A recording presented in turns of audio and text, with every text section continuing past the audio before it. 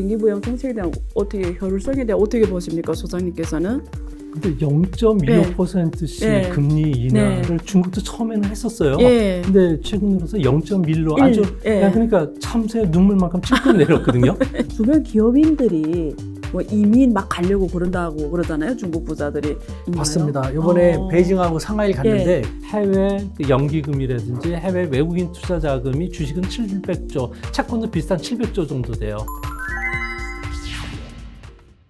지금 중국 경제는 어떻게 돌아가고 있는지 아래 현황 중심으로 짚어보도록 하겠습니다. 언론에서 가장 많이 나오는 것이 글로벌 IB들이 중국 경제의 전망치를 낮추었다. 그래서 과거에는 5.5에서 6.4까지 굉장히 좋게 봤다가 지금 전반적으로 하향을 해서 5.1에서 5.5%대로 지금 내려온 상황입니다. 그래서 앞으로 중국에서 추가 경기 부양책을 통해서 이런 경기가 호전될 수 있는지, 그리고 중국 경제 미래에 대해서 영향 주는 요소들이 어떤 게 있는지 오늘 두 분 전문가를 모셔서 알아보도록 하겠습니다. 한중 글로벌 협회 우수근 회장님 나오셨습니다. 안녕하십니까. 안녕하세요. 네. 안녕하십니까. 네. 다음 조용찬 미중 산업경제연구소 소장님 나오셨습니다. 네, 안녕하세요. 안녕하십니까. 예. 네, 반갑습니다. 자, 우선 제가 우리 조 소장님께 여쭤볼게요. 최근 지금 글로벌 IB들이 낮게 잡는데 우리가 데이터 경제 지표로 보면 어떠신지 한번 짚어주세요. 네, 중국 같은 경우에는 이제 5월 달 같은 경우는 예. 그 연안 도시를 중심으로 해서 한 5억 명 정도가 거의 경제 활동이 멈추다시피 했었거든요. 근데 그래서 이제 기저 효과가 5월 달부터 분명히 나올 거로 봤는데 네. 의외로 4월에 비해서 5월 달에 경제 지표가 상당히 안 좋게 나왔습니다. 소비는 18% 증가했던 게 12%로 떨어졌고요. 네. 생산은 5.6에서 네. 3.5로 떨어지고 투자도 4.7에서 4.6으로 떨어졌습니다. 네. 여기에 수출 같은 경우는 마이너스 성장을 보였는데요. 특히 이제 소비와 관련해서 가장 그 따끈한 지표가 어제 발표됐는데 11월 11일 날 같은 경우에는 독신자의 날이라서 온라인 쇼핑이 이때 하반기에 특수가 그렇죠. 커지는 날이고 상반기에는 이번에 6월 18일 날 세일이 있었는데 예. 의외로 지금 소비가 안 일어나고 있다는 겁니다. 또한 그 소비자 물가 지수 같은 경우는 겨우 플러스를 유지했을 뿐이지 네. 생산자 물가 지수 같은 경우에는 지금 조달 그리고 그 출하 보면 5개월에서 한 7개월 정도 연속 마이너스를 빠지고 있다는 건데요. 바꿔서 이야기하면 시장을 잃으면 모든 것을 잃게 되는 중국 시장 특성상 네. 이제 가격 파괴 전쟁이 일어났다는 거죠. 네. 우리가 아무리 양호한 품질의 제품을 생산해서 중국의 좋은 기업에 납품을 하더라도 가격 경쟁이 빠지는데 한국 제품을 살 수 있는 여건이 안 된다는 겁니다. 네. 우선 나부터 살아야 되는데 그러다 보니까 중국 같은 경우에 왜 이렇게 되는가? 코로나 기간 중에 중국의 중소기업들 같은 경우는 2억 3,300만 명을 고용한다고 그러네요. 네. 이 기업들 중에 매년 200에서 300만 개 기업이 도태가 되거나 회사 문을 닫거나 그러다 보니까 중국 안에서 임금 삭감이 일어나고 또 임금도 못 올려주고 그리고 또 임금을 떼는 사람도 많고 그러니까 매일같이 200건 정도의 대형 시위들이 일어나는데 이런 상황 속에서 누가 소비를 하고 누가 생산을 하겠습니까? 가장 중요한 것은 중국은 지금 현재 급속한 고령화 그리고 그 일할 수 있는 사람들 숫자가 줄어들기 시작하고요. 네. 또한 그 중국 경제를 떠받던 부동산 경기가 여전히 살아나는 듯하다가 다시 꺾이면서 전혀 소비도 안 일어나고 생산도 안 되고 그러다 보니까 중국 그야말로 전 세계 그 공업 제품의 3분의 1을 생산하는 예. 중국 입장에서는 더 이상 생산 공장 역할을 못 해주니까 중국은 그야말로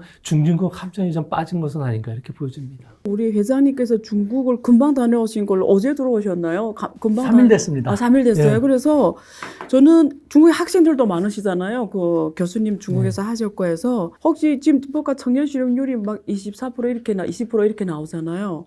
거기 뭐 혹시 현장에 가셨을 때 뭐 학생들 뵙도 그렇고 혹시 느껴졌나요? 학생들이 진짜 취직이 어려운가요, 중국에서? 이번에 네. 베이징하고 상하이 갔는데 네. 그 청년들도 만났었습니다. 네, 근데 네. 좀 많이 풀이 죽어 있는 건 사실이더라고요. 옛날에 비해서요. 네. 그러니까 지금 더군다나 뭐 네. 더 많은 졸업생이 1,000만 명 이상의 졸업생들이 쏟아져 나올 거라고 생각을 하고 있고, 네. 그래서 정부가 참 노력을 많이 하지만 스스로도 생각해. 중국은 인구가 너무 많아서 정부가 아무리 노력해도 쉽지가 않다. 하지만 당장 우리들은 힘들다라는 식으로 고민을 많이 하고 있는 것 같더라고요. 혹시 그게 그거하고 관계되나? 옛날에 그 알리바바 같은 ICT 기업들을 좀 때렸잖아요. 그리고 교육, 사교육도 없애고 혹시 그거하고는 상관이 있을까요? 제가 생각할 때 그 예. 관련이 있습니다. 그러니까 정책적으로 예. 뭐 중진국의 함정이라고 지금 소장님 네. 말씀하셨는데 네. 마치 그 틀 안에서 지금 헤매고 있는 듯한 느낌이 드는데 네. 부동산 진축 3년 동안 그것이 가장 큰 것이라고 생각되고 거기다 사교육을 좀 잡기 위해서 사교육 정책을 좀 강하게 했지 않습니까? 네. 좋게 하려고 했지만 예. 거기다가 코로나라는 것도 겹쳐가지고 맞아요. 정말 엎친 데 덮친 격이 겹쳐갖고 좋은 정책도 지금은 오히려 좀 부정적인 영향을 더 많이 나타나는 잘안 중국 정부 먹히네요. 입장에서는 좀 예. 안타까운 상황인 것이죠. 그럼 소장님 말씀대로면 중국은 지금 디플레이션 위기라고 봐야 될 정도로 지표들이 굉장히 안 좋잖아요. 최근에 또 금리도 인하를 하잖아요. 조금 연했지만. 그러면 앞으로 중국에서 지금 정부가 엄청 연착륙 하려고 지금 정책을 펴고 있는데 이런 정책 효율성에 대해서는 경기 부양 정책에 대한 어떻게 효율성에 대해 어떻게 보십니까, 소장님께서는? 근데 0.25%씩 네. 금리 인하를 중국도 처음에는 했었어요. 예. 근데 최근 들어서 0.1로 일, 아주 예. 그냥 그러니까 참새 눈물만큼 찔끔 내렸거든요. 그 이야기 자체는 자신들도 금리 정책이 네. 약발이 안 먹힌다. 예. 그런 것을 자신들도 인정을 하는 거고요. 아, 또한 유동성 함정이 빠져 있죠. 예. 아시겠지만 지금 시장을 지키는 것도 힘들고 생존하는 것도 힘든 상태에서 투자를 하라고 하면은 돈을 찔러주면 그걸 투자하겠습니까? 전부 다 빚 갚죠. 그러니까 그런 상황에 들어가 있고 중국 정부도 아는 거죠. 여기서 0.25%씩 금리를 팍팍 내려서 실질적으로 그 1년물 LPR 같은 경우에는 최우대 그 금리 대출인데 네. 기업인들 대상으로 주는 거고요. 네. 부동산과 관련해서는 5년물 LPR이 기준이 되는데 이거를 더 낮춰주면은 실질적으로 더 좋아지느냐? 그건 아니라는 거죠. 돈이 그쪽으로 안 간다는 돈도 거네요. 안 갈 뿐만 아니라 그 자금 자체가 고스란히 다시 제2금융권으로 가서 고금리로 운용이 될 수밖에 없는 상황이지 않나. 지금 중국 경제를 가장 적나라하게 보여주는 네. 게 1930년대 펄벅 여사가 발표했던 대지라는 작품 있지 않습니까? 네. 거기에 보면 오란이라고 하는 여자 주인공이 네. 도적이 들어서 부잣집이 습격당하면서 방화되고 그 사이에 들어가서 떨어진 보석을 주워가지고 나오는 그 장면이 있어요. 지금 그 당시 1911년 신의 혁명을 모사한 대지상하고 너무 흡사하다는 거죠. 부자들 같은 경우에 나가서 내가 돈이 있다고 자랑해서 맛있는 거 먹으면 감찰에 걸리고 공무원들도 나가서 돈을 쓰면 지금 사정에 걸리고 그러다 보니까 이 사람들 같은 경우에도 이제 소비를 안 하고 소비를 안 하니까 어디다 돈을 투자하겠습니까? 오란처럼 부유층들 같은 경우에는 정부를 믿을 수가 없으니까 귀금속에 투자하다 보니까 1분기도 그렇고 4월, 5월 달도 보면 전체 소비의 30%는 금이나 액세서리 같은 쪽에 소비하는 쪽으로 가고 있다는 거죠. 그쪽은 늘어났어요? 예, 그쪽은 계속 늘어나니까 오케이. 전체 소비의 3분의 1은 예. 이런 금이나 액세서리가 뒷받침되니까 중국 소비가 그나마 두 자릿수를 유지해 주는 것도 이 때문인 것일 뿐인데 이것을 빼보면 전혀 아니라는 겁니다. 그런 상태에서 예. 이제 1분기 가계저축 같은 경우는 우리나라 돈으로 상경 6천조 원 정도가 네. 되는데 네. 지금은 2분기 정도가 됐으니까 한 4경조 정도 네. 되는데 이 지갑을 꽁꽁 닫을 수밖에 없지 않나. 그러니까 이런 불확실성을 해소시켜주기 위해서는 가장 좋은 거는 미중 간의 대화를 좀 더 해야 되고 그래서 대화를 좀 시작을 했는데 바이든 대통령이 그 시진핑을 예. 독재자로 또 발언하면서 예. 또 아픈 곳을 찔렀고요. 또한 앞으로 미중 간의 패권 전쟁에서 좀 손을 들고 나와야 되는데 네. 그것뿐만 아니라 반간첩법이라든지 CCP의 공동부율이라든지 예. 인민경제론 같은 것도 좀 어느 정도 접어서 예. 조금 전에도 교수님이 말씀했듯이 알리바바 같은 예. IT 기업들이 네. 이제 그 돈을 좀 쓰고 투자를 하고 AI에 투자를 해서 고용을 창출해주고 이런 선순환이 일어나야 되는데 이게 지금 안 되니까 사람들 입장에서는 이제 아무리 돈이 있어도 쓸 수가 없는 상황이 되지 않았나 이렇게 보여집니다. 네. 그 소장님 말씀 중에 두 가지 제가 궁금한 게 생겼는데요. 처음에 주변 기업인들이 중국 국내에서 투자하는 것보다 해외에 나와 투자하는 걸 더 선호하지. 우리 뭐 이민 막 가려고 그런다고 그러잖아요. 중국 부자들이. 실제 옆에 기업인들 그런 경우를 많이 부닥쳤나요? 봤습니다. 이번에 베이징하고 상하이를 갔는데 그 이제 국제 회의 한국인 대표를 한 명 추천받아서 갔고 그 1박 2일 끝난 다음에 제가 일부러 더 며칠 동안 있었죠. 제가 만나는 기업인들도 그렇고 중국 관료들도 그렇고요. 부동산을 살려야 되는데 이게 좀처럼 1분기는 좀 올라오는 것 같고 그래서 경제가 회복되는 것 같다가 갑자기 좀 떨어졌다. 이 N자 반등시키기 위해서 노력을 하고 있는데 지금 이것이 가장 크리티컬 시기에 와 있다라는 얘기를 하더라고요. 그러면서 상하이 같은 경우는 경제 수도이니만큼 역시 해외 이민에 대해서 많이 물어보더라고요. 한국에 대해서 이민을 가고 싶은데 한국의 이민 제도는 어떠냐, 어떤 그런 것도 많이 물어볼 정도로 관심이 많고, 그러니까 지금 소장님이 말씀하신 것처럼 불안 심리. 지금 뭐 코로나 이후로 다시 살아나지 못하고 있고, 그다음에 미중 패권 전쟁은 계속해서 격화되고 있고, 부동산 집값이 떨어지고 있으니까 이 상태에서 자기들이 갖고 있는 걸 갖다 뭐 어떻게 해야 될지 모르겠다라는. 미래의 경제에 대해서 기대 심리가 굉장히 약화됐네요. 부자들은 예를 들면 상하이 같은 경우는 그동안 중국에서는 부동산 경기 좋았지 않습니까? 10년 동안 계속해서 수익을 많이 창출했죠. 그러니까 10 내지 20% 가격이 하락했음에도 불구하고 매도세가 훨씬 더 많으니까요. 그러니까 우리는 10% 20% 낮춰도 좋으니까 꼭 팔아달라는 뭐 매수가 거의 일어나지 않고 있는 상황이라고 하더라고요. 굉장히 어렵네요. 이것을 반등시키는 것이 지금 가장 큰 과제가 아닌가 하는 생각이 듭니다. 그리고 이제 그 소장님 말씀 중에 사실 중국 경제 현상에서 할 때 미국과의 관계 이 완화가 되게 중요한 요소다. 블링컨도 다녀가고 또 옐런이 또 간다고 뉴스 나왔더라고요. 아마 그래서 미리 먼저 간 것 같아요. 어쨌든 그리고 지금 다음 달인가 간다고 하는데 바이든은 계속 중국 시진핑 주석을 독재자라고 중국 시진핑이 제일 싫어하는 표현을 쓰잖아요. 이번에 어떻게 보셨어요? 토니 블링컨이 미국 중국 방문을 어떻게 중국에서는 열렬히 환영하는 분위기예요? 아니면 그냥 형식적으로 어떻게 전문가로서 어떻게 느끼셨어요? 마침 제가 그때 베이징에 있었습니다. 블링컨이 있을 때요. 근데 저는 같이 중국 관계 당국자들하고 며칠 동안 계속 쭉 만났어요. 다양한 당국자들을 만났으니까요. 그중에 한 친구는 영어로 그런 얘기 하더라고요. 블링컨의 방중에 대해서 어떻게 생각하냐고 물어봤더니 영어로 슈퍼피셜이를 얄팍한, 알량한 겉모습만 그런 것. 아니 지금 블링컨이 미국이 정말 미중 관계를 정말 좋게 하기 위해서 오겠는가. 자기들 다 꿍꿍이가 있는 것이지 미국 대선도 있고 그다음에 자기들이 좀 불리한 면도 있고 완화하는 모습도 보여주기 위해서 온 것이지. 우리 그런 얘기예요. 우리 중국인 14억 이상이다. 우리 바보 아니다. 저 슈퍼피셜 알량한 저 머리 쓰는 것 우리가 모르겠느냐 라고 하면서 한편 또 재밌는 이야기를 하더라고요. 지금 한중 관계 안 좋지 않습니까? 하지만 한국에 대한 비난은 극구 자제하는 모습이 많이 보였어요. 대신에 그 뒤에는 미국이 있고 한국은 미국에서 희생당하는 것이다 라고 하면서 한다는 말이 우리 사회에서도 그런 말이 없는데 예를 들면은 우리 사회에서도 중국의 외교하면 짠랑 와이짜오 전랑 외교라고 하지 않습니까? 그죠.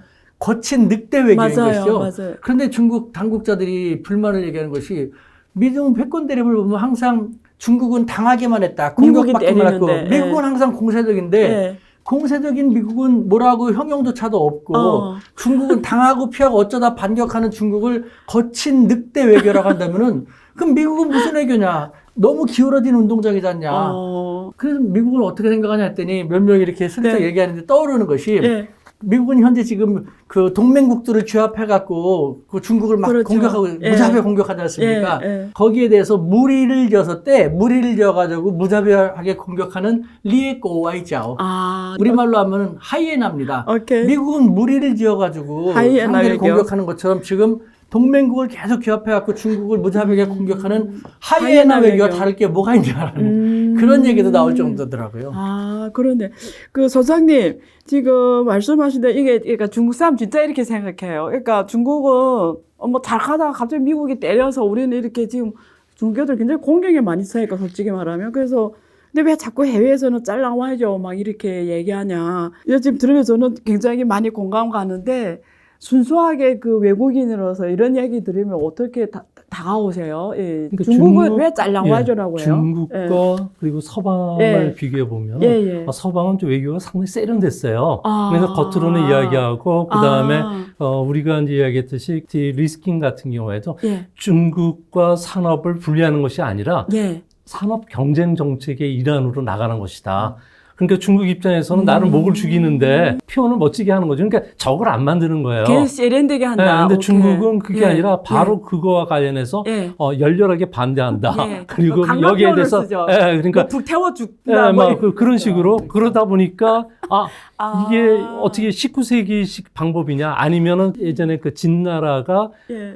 그 금교 예. 그 정책을 쓴다든지 예, 예. 그다음에 전략위기 비슷하게 내가 약하게 보이면 상대방으로 하여금 업신여길 수가 있으니까 내가 강해 나간다는 정책이 한 나라 민족 안에는 그게 통용이 되는데 이제 다원화된 글로벌 시대 아니에요. 그러니까 종교도 다르고 인종도 다르고 이걸 못 받아들인다는 거죠. 네. 네가 왜 우리한테 공격을 해? 우리도 똑같은 국가고 자주권을 갖고 있는데 내 자주권을 침해?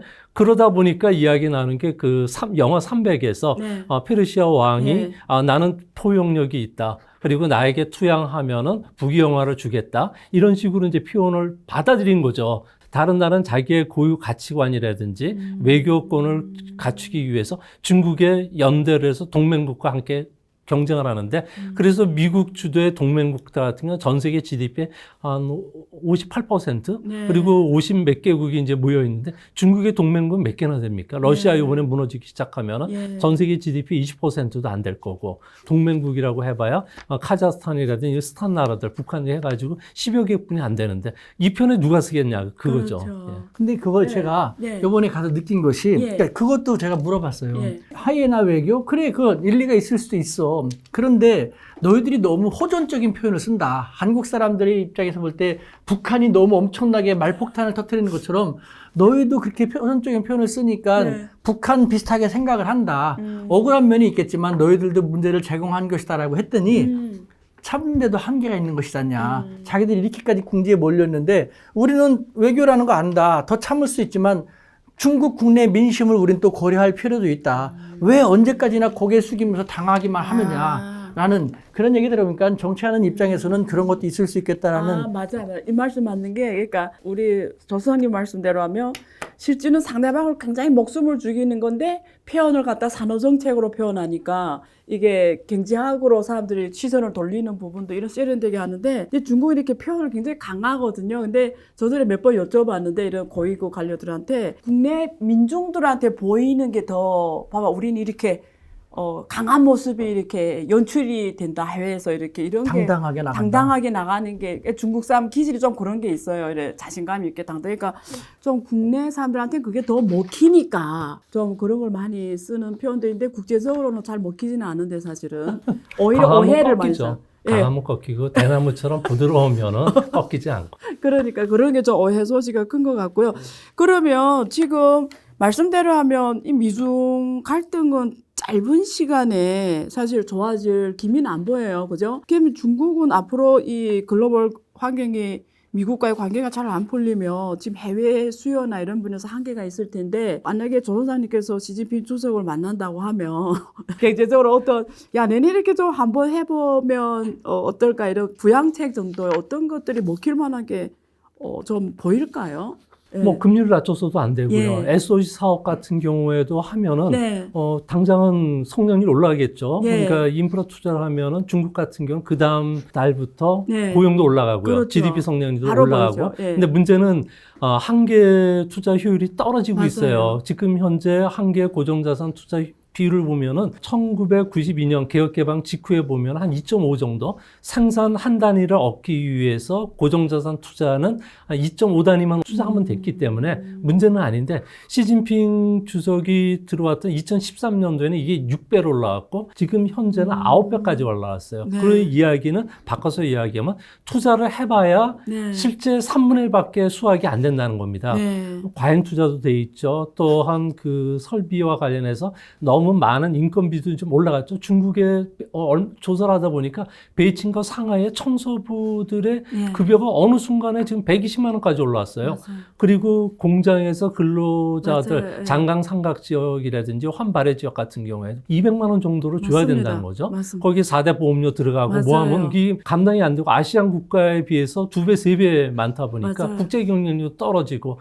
그러다 보니 인프라 투자에도 비용도 많이 들고 그런 상황에서 투자를 해서 이게 산업 생산으로 연결시키려고 하면 엄청난 시간이 걸린다는 거죠.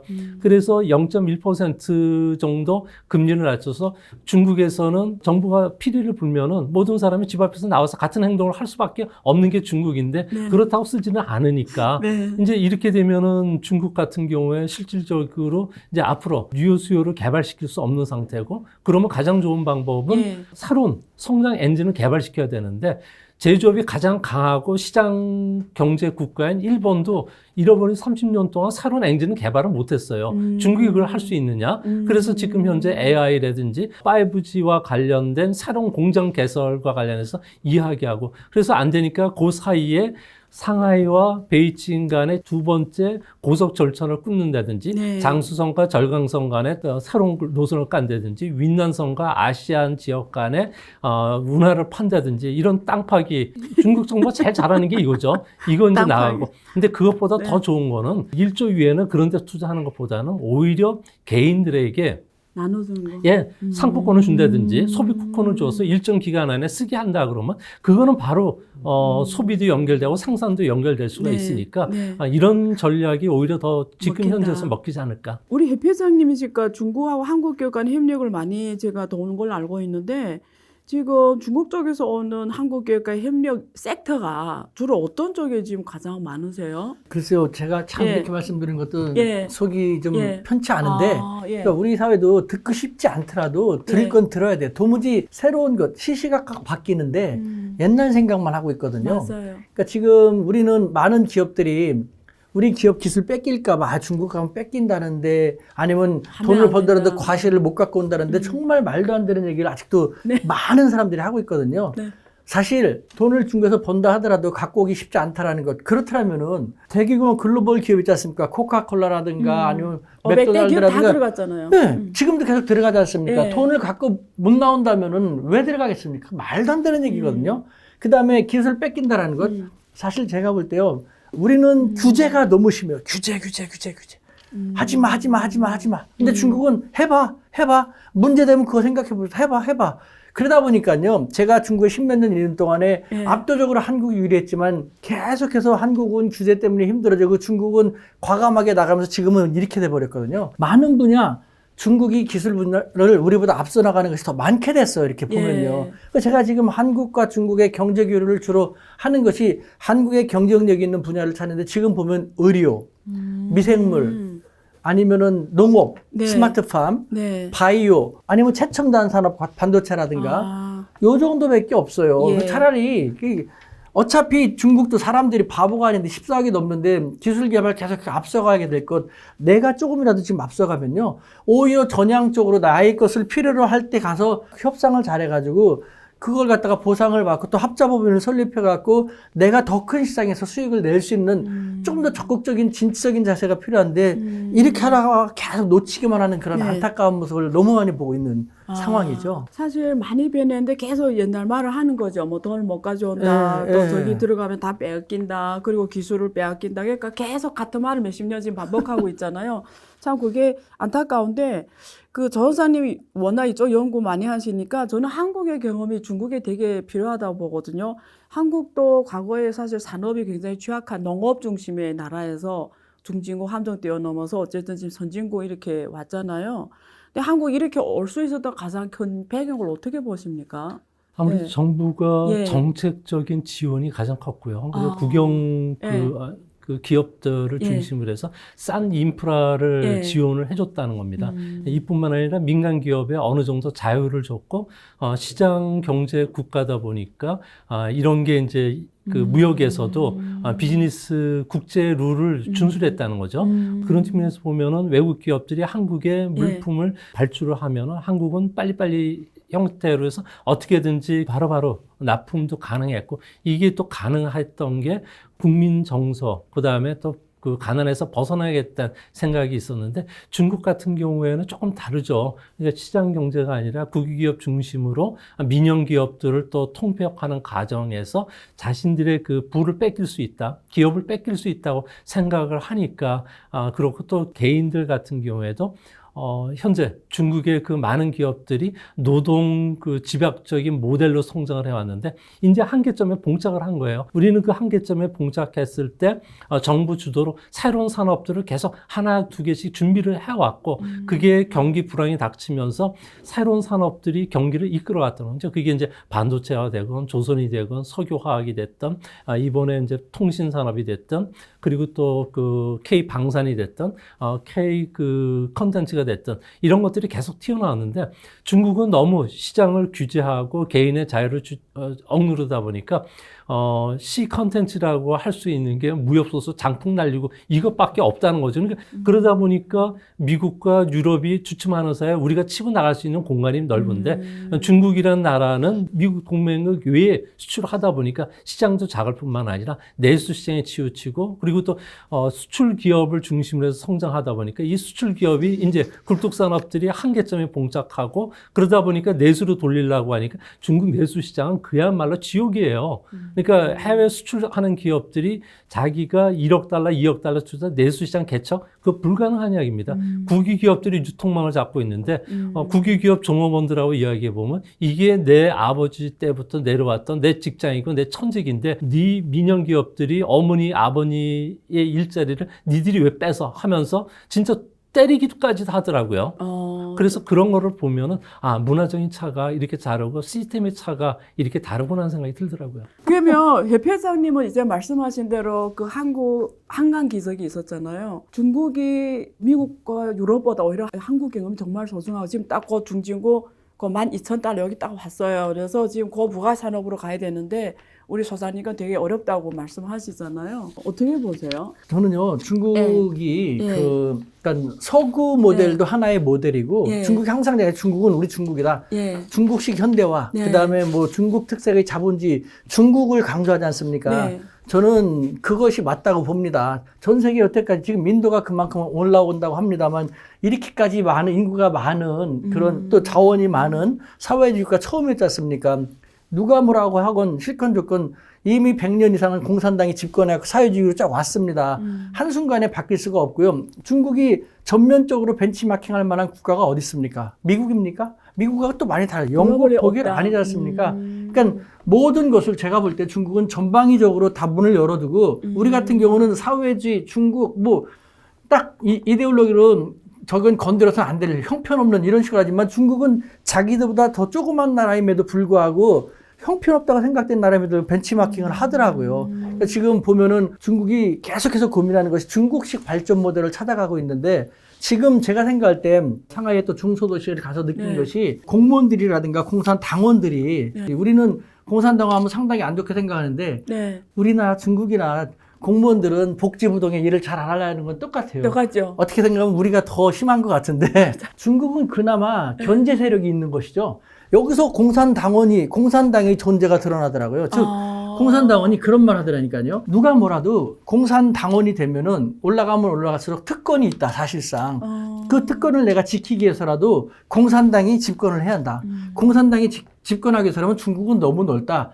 탁상공론 전체적인 건 얘기하는 것보다는 자기 지역에 있는 지역의 민심이 자기들 공산당을 지지할 수 있도록 가장 중요한 것은 경제를 살리고 사회 안정, 그거에 집중을 해야 된다. 나는 내 특권을 지키기 위해서라도 내 지역의 경제를 살리고 사회 안정에 최선을 다할 수밖에 없다. 공산당원들이 그런 얘기를 하거든요. 그러면서 공무원도 견제하고 사회 현장에 나가고 선제적으로 민원을 듣고 정치 협상 회의를 통해 가지고 중앙에다 보고하고 하지 않습니까? 저는 그런 걸 볼 때 진짜 진지하게 이 사람들이 하더라고요. 지금 경제가 상당히 쉽지 않다. 하지만 각자가 내 지역을 살린다는 생각을 한다면은 분명히 중국식 모델로서 살아나갈 수 있을 것이라는 저는 그래서 지켜볼 필요가 있다고 생각합니다. 그럼 소장님께서는 그 인도 같은 나라들이 어쨌든 지금 중간에서 엄청나게 저 외교 정책을 이렇게 왔다 갔다 하는 것 같아요.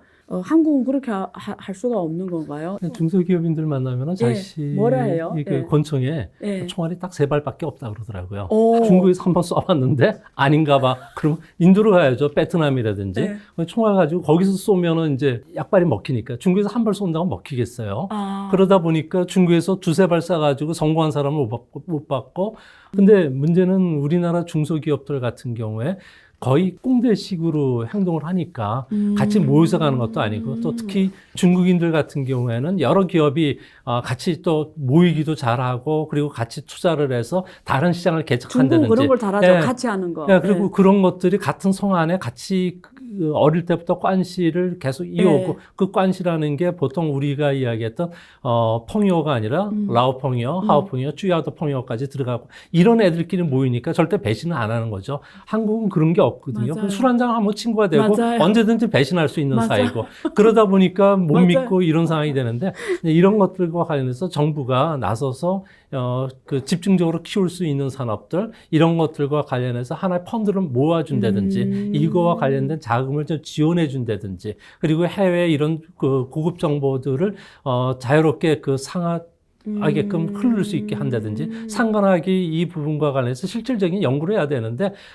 안유아 교수님도 아시겠지만 상관학 모여가지고 한 말씀 하고 그러니까 5분 정도 이야기하고 밥 먹고 그 헤어지거든요. 맞아. 그래봐야 뭐 아무 그 기업인들 저도 입장에서 맨날 안 그러죠. 참석해봤자 그렇더라고요. 그러니까 중국식으로 실질적인 네. 그 대화가 이루어지고 그렇죠. 이런 투자가 돼야 되는데 네. 이런 것들은 한국이 상당히 약합니다. 그러니까 한국이 기업인들은 어떻게 하는 게 일본에서 각종 조사 그리고 일본에는 한 20여 개의 경제연구소가 있고 맞아요. 정책연구가 자세하게 있으니까 연구하잖아요. 그 연구를 가지고 기업이 맞아요. 보고서 판단해서 의사 판단은 우리가 빠르니까 맞아요. 그러니까 대기업도 그렇고 이 부분과 관련해서 상당히 큰 도움이 됐고 이번에 미중 간의 패권 전쟁도 미리 일본에서는 예측을 해서 중국 사업들을 위험 부분이 있는 것을 빨리 줄이고 베트남이든 인도로 빨리 움직이자 그리고 애플을 비롯해서 많은 테슬라 기업들도 이제 다른 쪽에 공장을 설립하니까 그거와 관련된 그 클러스터를 같이 만드는 쪽으로 하자는 게 일본 주장이었고 이게 우리도 이제 나갔고 그다음 차이나 플러스 원 전략도